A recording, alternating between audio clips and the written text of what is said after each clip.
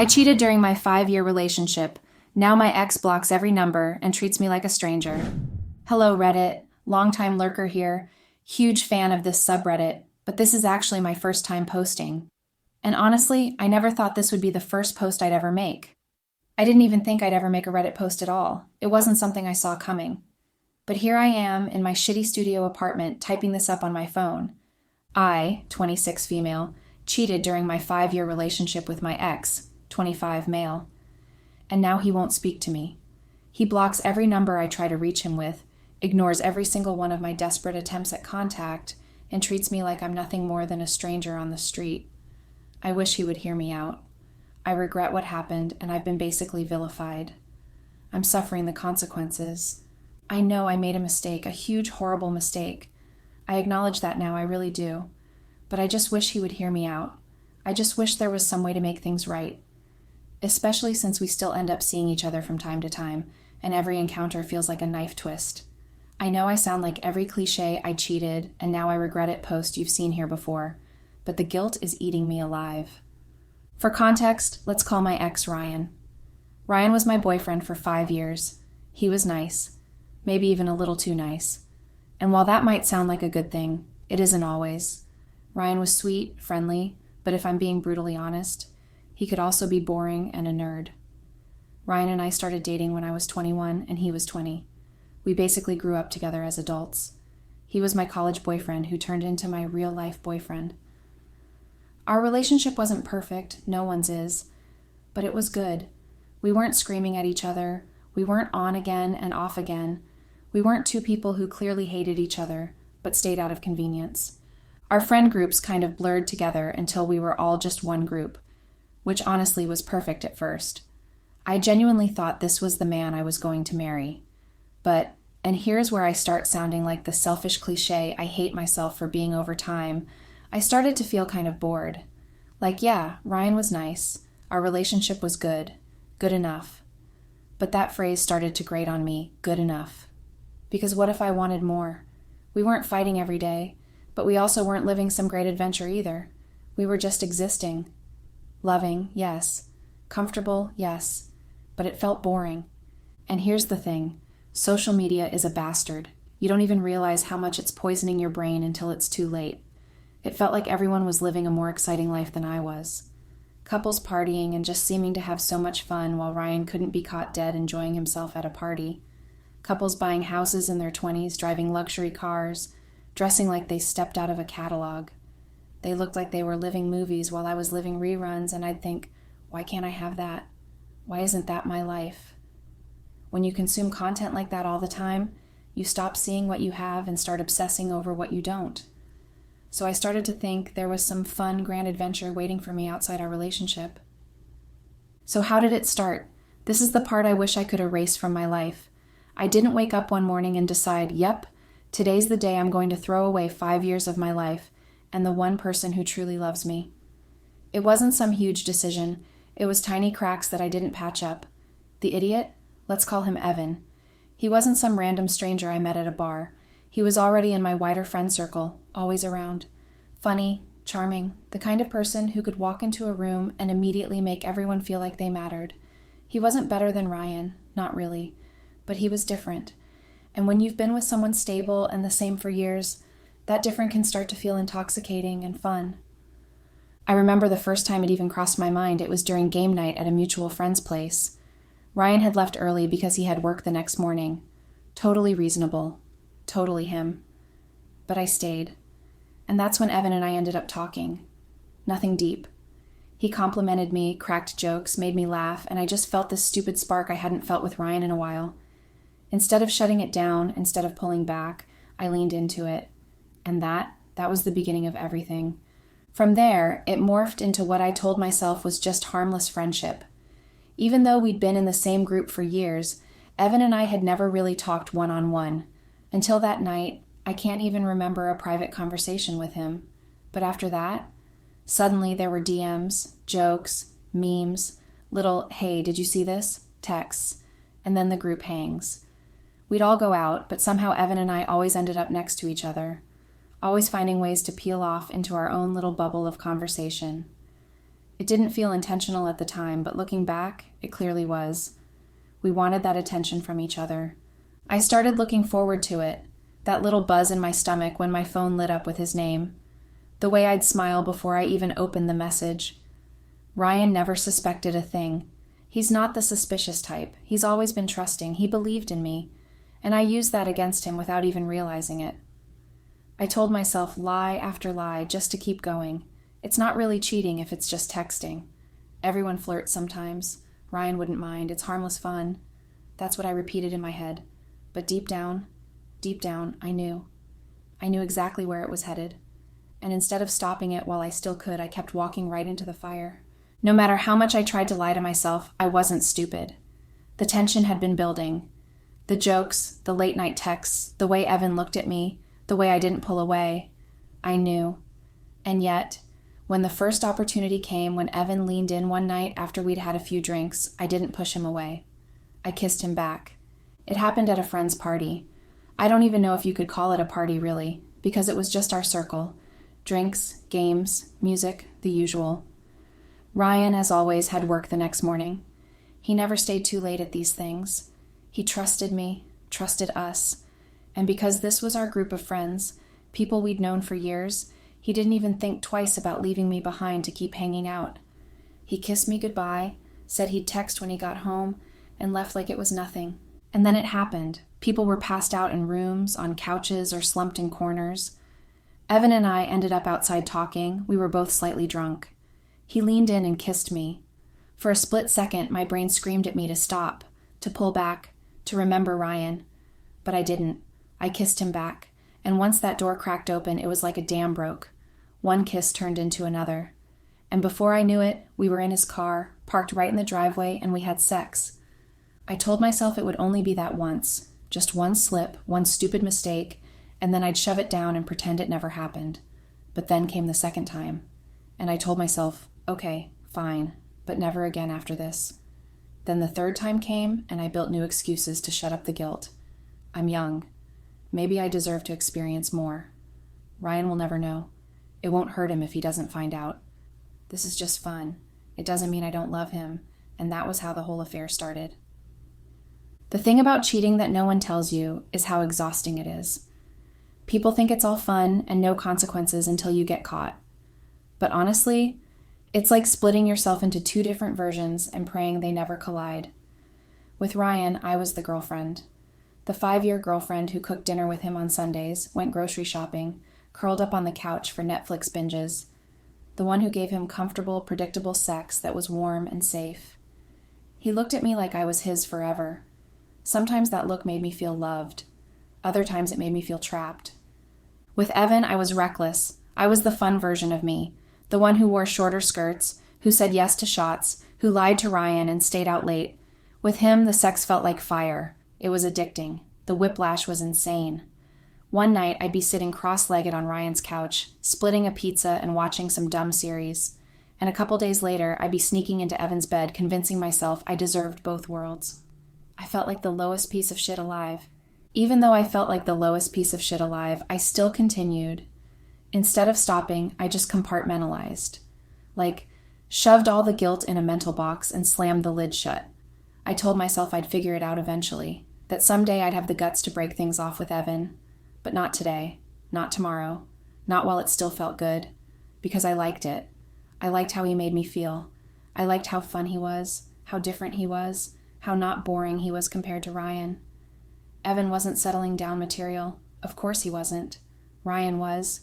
Ryan was the man you build a life with. Evan was the fling, the one who made me feel like I wasn't just somebody's girlfriend, but a whole new version of myself.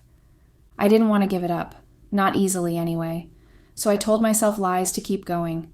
I'll break things off with Evan someday. I just need a little longer. I can make the best of both worlds in the meantime. YOLO, right? Carpe diem, seize the damn day, whatever the hell people say. That was the garbage pep talk I gave myself. And honestly, I got good at lying. Scarily good. I'd text Evan under the table while having dinner with Ryan like it was no big deal. I'd delete messages, clear call logs, wipe entire conversations without even blinking. It became second nature, like brushing my teeth. I even started dressing differently depending on which man I was with.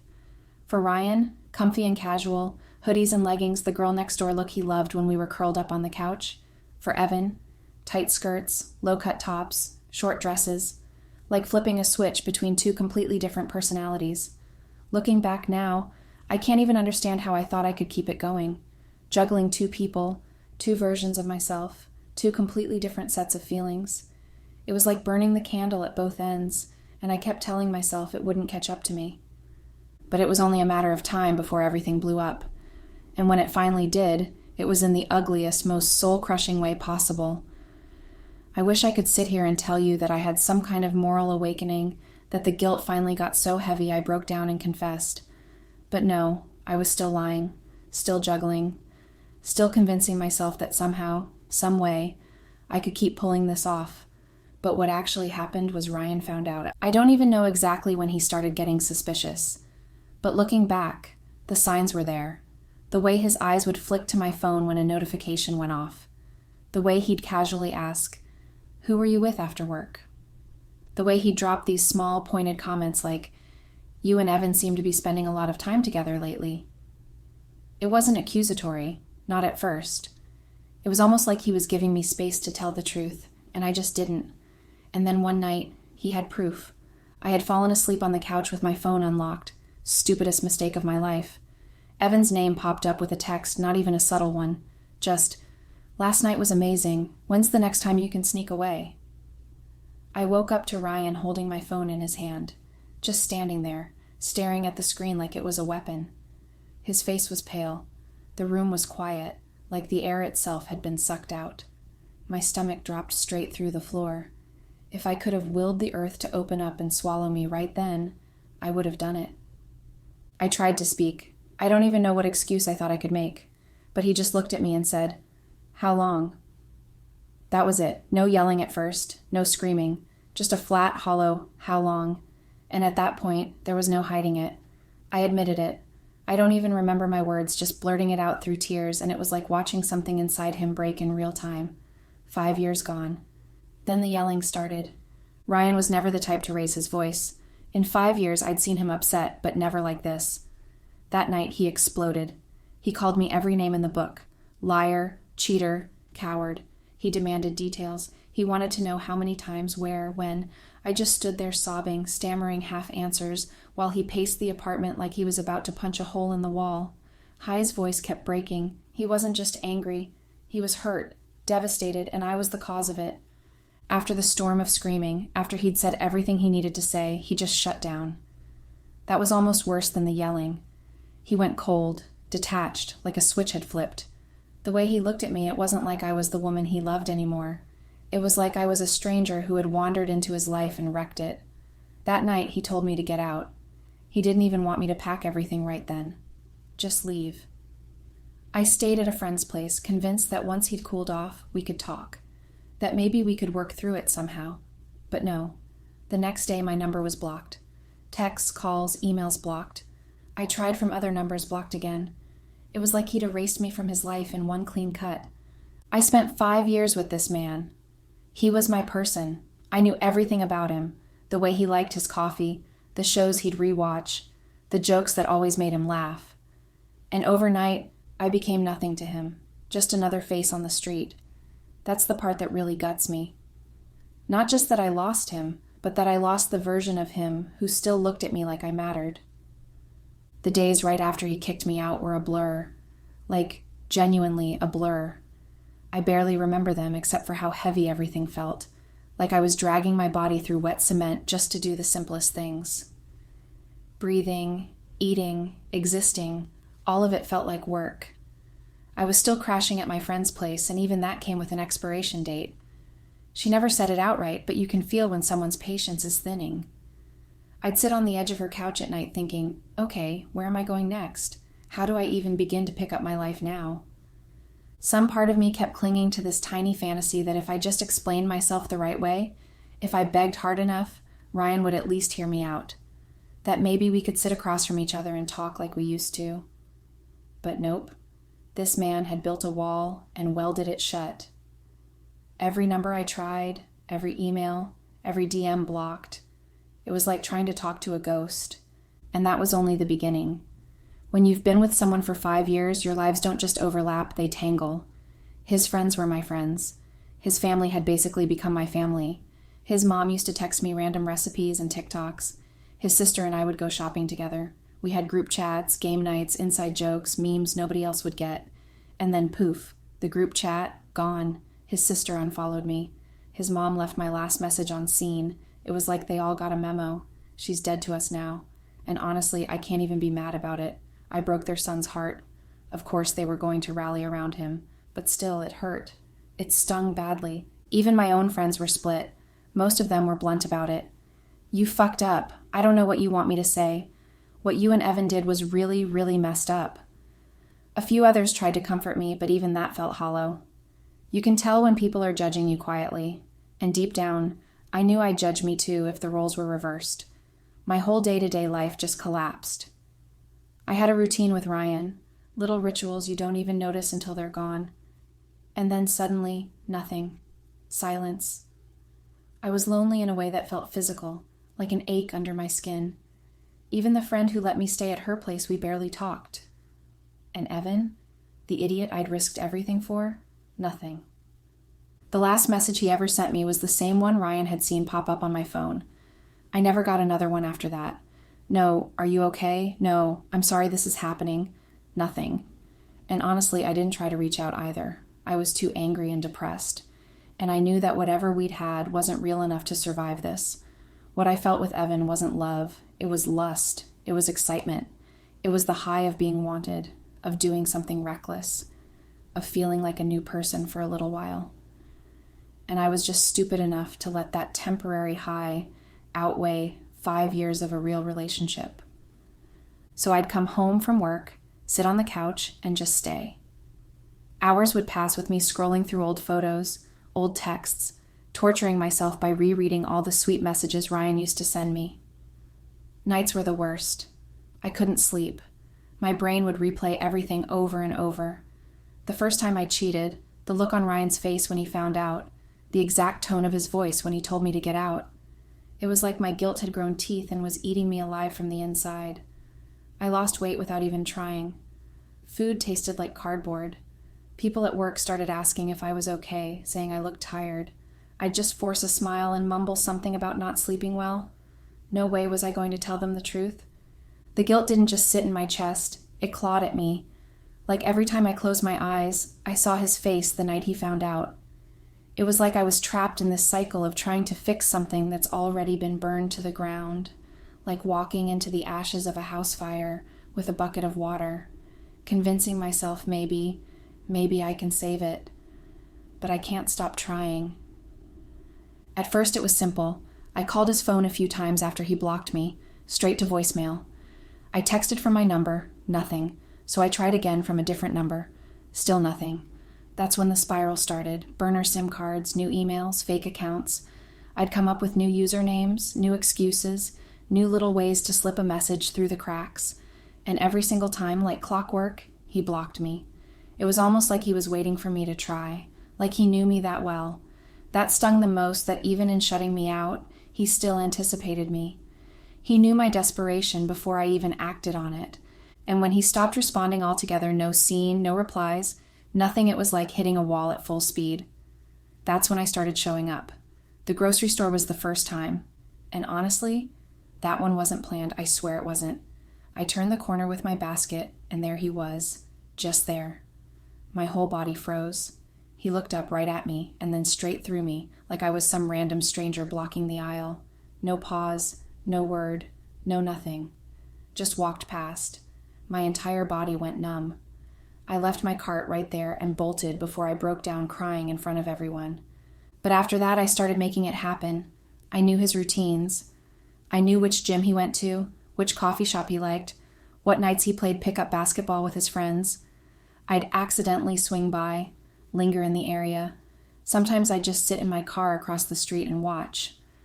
I never worked up the courage to approach him again after that grocery store moment. I couldn't handle being looked at like that twice, but I needed to see him. My friends started noticing. One of them straight up said, "Girl, you are spiraling. You look crazy right now." And maybe I was. But how else are you supposed to act when the person you spent 5 years with suddenly treats you like a ghost, like a stranger? I've cried more in the past 2 months than I have in my entire life combined. And it's not even the loud crying anymore. It's the sudden, out-of-nowhere tears. On the bus, in the shower, folding laundry. I'll just break. Because it hits me over and over again. I blew it. I destroyed the only thing in my life that actually mattered. And the what-ifs won't leave me alone. What if I had shut Evan down from the start? What if I'd never entertained him? What if I had just been satisfied with what I had instead of chasing some cheap fun? Ryan was good to me. He didn't deserve any of this. I can't even hide behind excuses anymore. Back then, I told myself he was too boring, too basic, too nice. But none of that holds up now. Those excuses crumble the second I say them out loud. I see him all the time, even when I'm not trying to. We live in the same city. We still orbit the same circles. So there's always a chance. And when it happens, when we cross paths, he doesn't even flinch. Doesn't even pretend like he knows me. He just walks right past like I'm invisible. Do you know how humiliating that is? To spend 5 years with someone, share a bed, a life, everything, and then have them treat you like a stranger? It kills me every single time. I moved out of my friend's apartment eventually. I wasn't going to overstay my welcome. Honestly, it already felt like I was. Now I'm in this tiny studio apartment. It's something, I guess. But it's just so empty. I don't earn much, never really saved too. I was the spend-as-you-go type because Ryan handled the finances. And now that's come back to bite me in the ass. I'm not broke yet, but if I don't live within my means, I'll be broke fast. It feels weird trying to adjust to this new life, like I'm fumbling around, half alive. Every time I see him, every time I even think about him, I want to run to him and beg, to drop to my knees and just plead for another chance, even though I know he won't give it. I miss him so much, it's insane. The regret is unbearable. If I could go back, if I could undo it all, I'd erase Evan from my life in a heartbeat. I should have known he was playing me, and I still fell for it. I already know people will tear me apart for this, and honestly, I deserve it. I just wanted something different for once, and in chasing it, I destroyed everything.